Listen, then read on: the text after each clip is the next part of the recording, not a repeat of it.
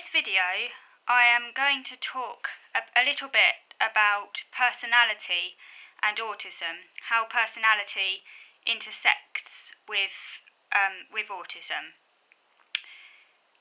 People often assume that if you're autistic, the assumption is that you are going to be very introverted, of an introverted disposition.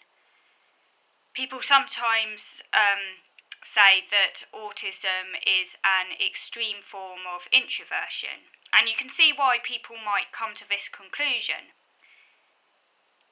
Because if you look at introversion, the introverted personality, say in a neurotypical population, introversion is associated with not being particularly social, preferring to spend time alone, needing lots of alone time in order to feel energized. And introverts typically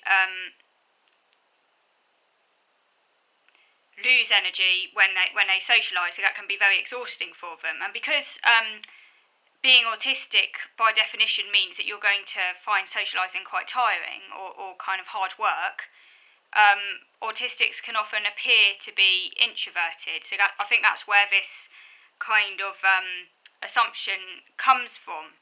And also, of course, in a neurotypical population, the introverted personality tends to be rather resistant to change, prefers routine, and is a bit more like sensitive, not so stimulus seeking. People think of extroverts as stimulus seeking and very sociable and gregarious and out there, and people think, well, autism has got to be the opposite to that. But is it true? Is it necessarily true that just because someone's autistic, they're going to have an introverted personality? Personally, I disagree with that assertion.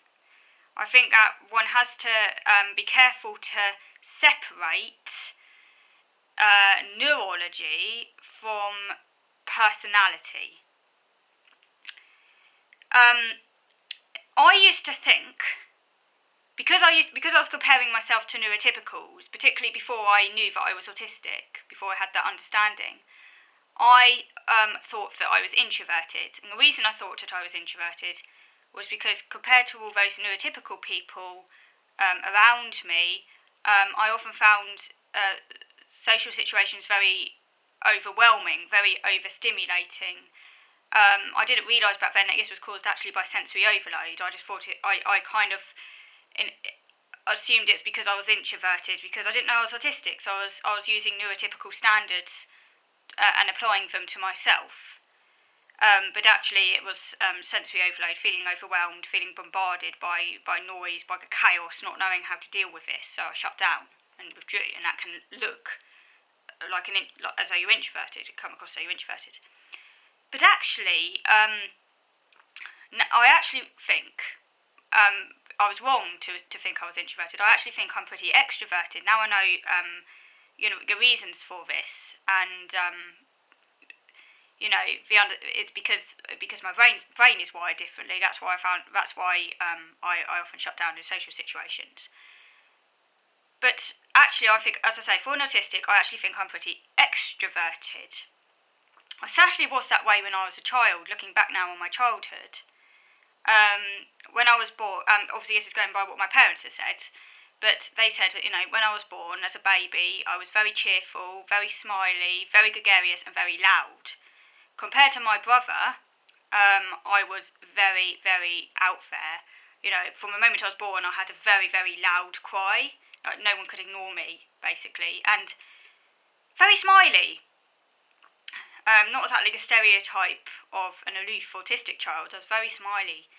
I used to, I didn't even, as a small child, I didn't actually have any fears. I was completely fearless.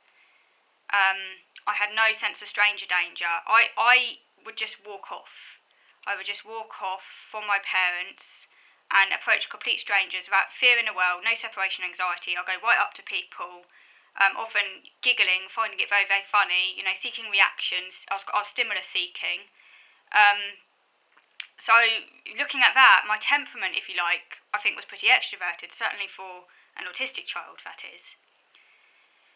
And then as I grew older, and I acquired speech, I was very, very chatty. My dad said I was like a wind up clock, almost like you wind me up. Sort of wind. I would be constantly singing songs, for example, and constantly talking, and very, very, very, very chatty and very loud. And I used to, as I say, approach complete strangers and talk to complete strangers on the train. I was constantly chatting to people, and I was very social, and I wanted to make friends. I wanted to connect with people, which is kind of like an extroverted sort of personality. I really wanted to connect.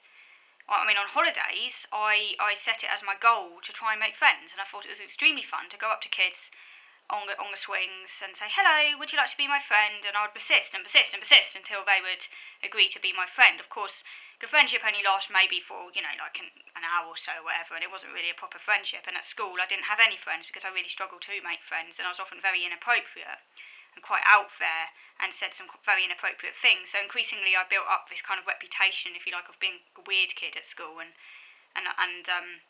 because I didn't have any understanding of the social rules, so I could be quite out there and invade people's space and all of those things.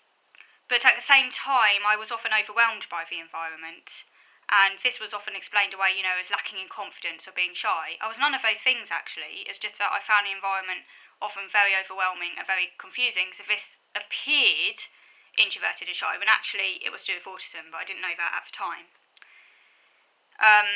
So, as I say, it is really important to separate the autism out from the personality.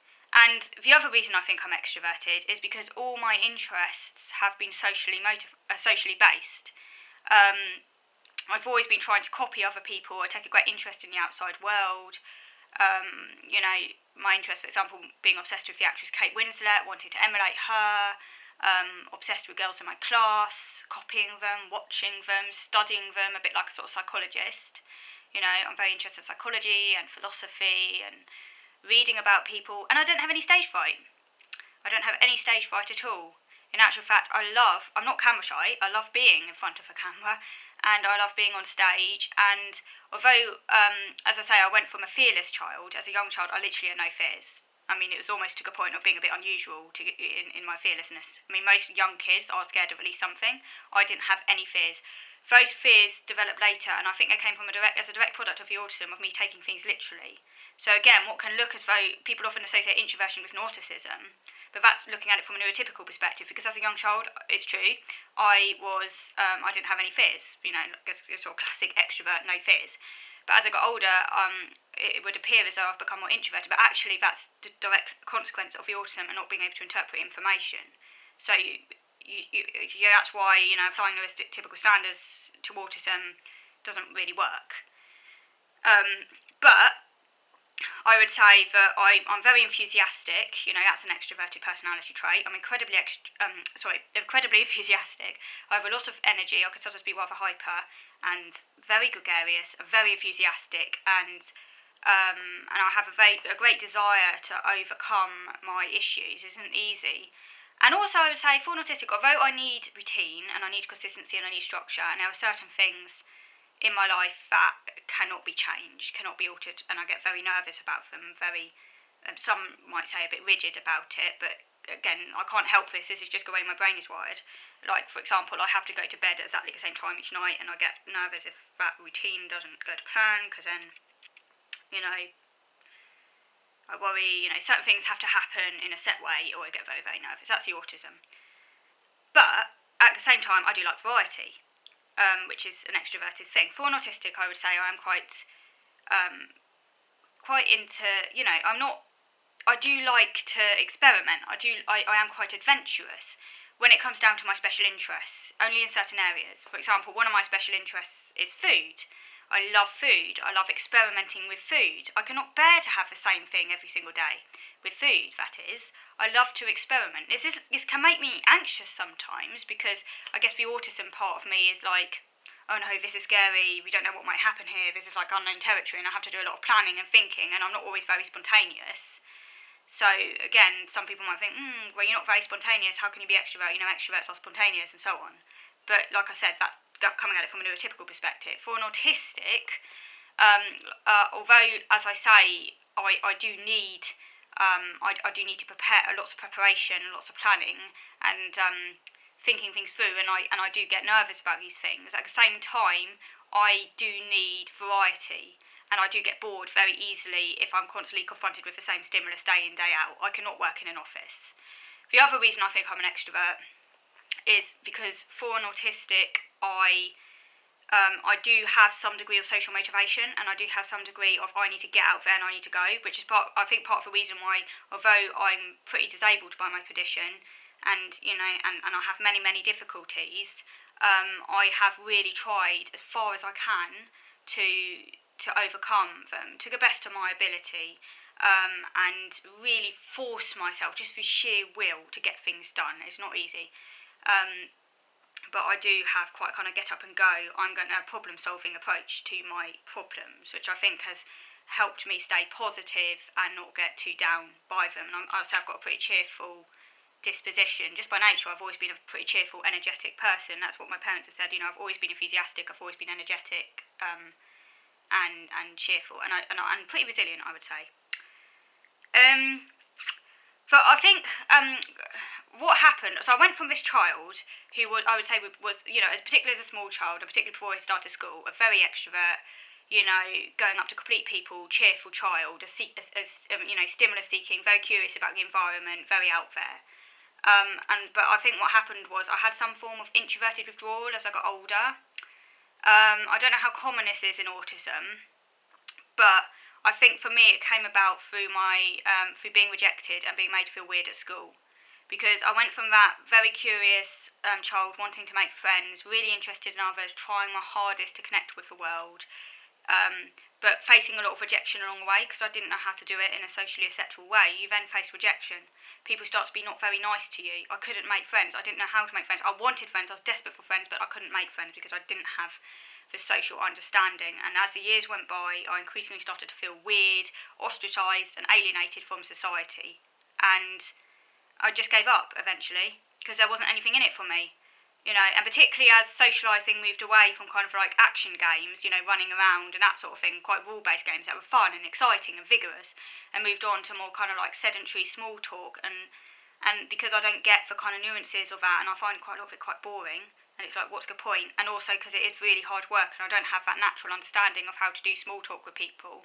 I've learned how to mask my autism to quite a considerable extent, so mainly just down to sheer effort and observation. So as I've got older, I have got better at some of these things, but it's not natural for me, and it is incredibly hard work because I have to think about it.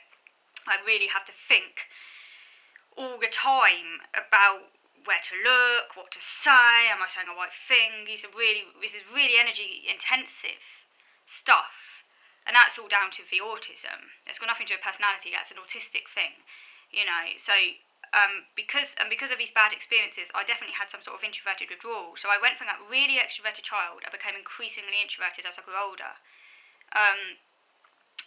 And as I say, because I just found, well, what's the point in what's the point? It doesn't really have much in it for me.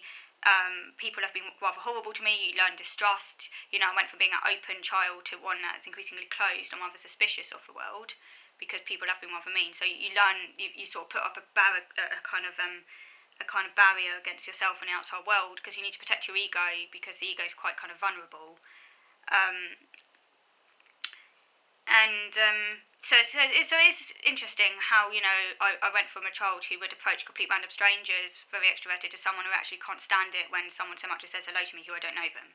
And it's not because I'm antisocial or anything, it's just because I'm very careful to protect myself, because I need that space. And a lot of it also is just, I guess, I'm not interested, quite simply.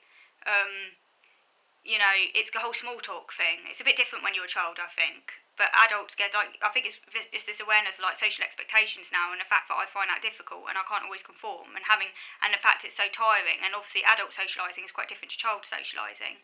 And there is that expectation that you're going to have to do these rules, and it's knowledge of the rules maybe, because I've become more aware as I got older, but just seeing them as so superficial and shallow, and just really can't be asked for them. So a lot of it is just that, more than anything. It's not because I'm antisocial, because I do like some social situations as long as they're interesting. I don't like random socialising where there's no point, but if they're interesting and if I can essentially I can have some role in it, then I can get a lot of energy out of socialising and sometimes not want the socialising to stop. Sometimes I enjoy it so much, I don't want it to stop. I'm getting a lot of energy out of that, which is quite extroverted, really. But essentially, I have to be in control of the socialising. That's the key thing. I have to be in control. So I might do further videos about this on another occasion.